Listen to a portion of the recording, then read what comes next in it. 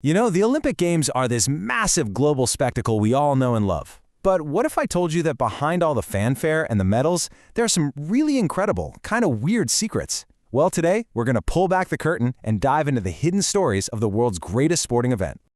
Okay, so we've all seen this logo a million times, right? It's one of the most famous symbols on the entire planet. But the story behind it's probably not what you think. It's actually way, way more clever than most people give it credit for. So, what is the real story here? Turns out, it's this brilliant piece of design that goes so much deeper than just a few colorful circles. To really get what the Olympic symbol is all about, you just need to remember two simple numbers. The first one, well, you can probably guess it. But that second number, that's where the real secret lies.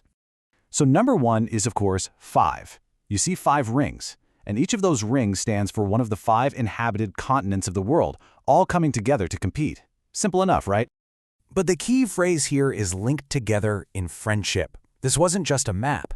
The whole point was to weave this powerful message of global unity and sportsmanship right into the logo itself. Pretty cool. But here's the number you probably don't know. 6. And I know what you're thinking. Wait a minute, I only count 5 rings. And you're totally right. But this number, 6, is the hidden genius of the whole thing. So how do we get to 6? Well, you've got the 5 colors of the rings, sure. But you also have to count the white background they sit on. And here's the magic. With those 6 colors, blue, yellow, black, green, red, and white, you can find at least one of them in the flag of every single nation on Earth. It's a design that literally includes everybody. How smart is that? All right, so we've cracked the code on the logo. Now let's talk about the ultimate prize, the thing every athlete dreams of, that gold medal. Because, well, as the saying goes, all that glitters might not be what you think it is. So seriously, take a guess. An athlete dedicates their entire life to winning one of these things.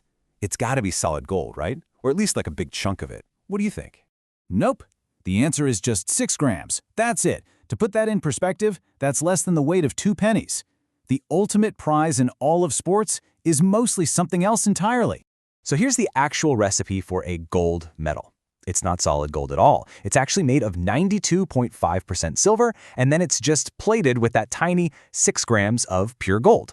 And get this, back at the very first modern games in 1896, the top prize wasn't even gold. The winner got a silver medal. It just goes to show you the value has always been in the achievement, not the medal.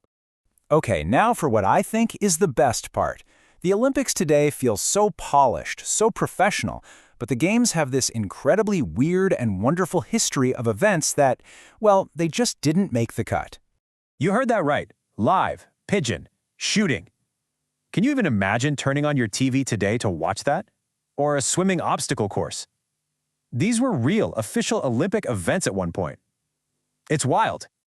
And then there was tug of war. This was a real-deal Olympic team sport all the way from 1900 to 1920. Honestly, it's kind of a shame it's gone. I think we could all get behind a good Olympic tug-of-war match, don't you? So from shooting pigeons to tug of war, what does all this strange history tell us? It proves that the Olympic Games, even with all their ancient history, are not some stuffy, static tradition. They are always, always changing. Just think about it for a second. Tug of war gets kicked out, but now we have sports like skateboarding and surfing getting in. The Games are constantly adapting to stay relevant. This evolution isn't just a weird quirk. It's literally in their DNA. It's what's kept them going for over a century. And all of that brings us to one final interesting question.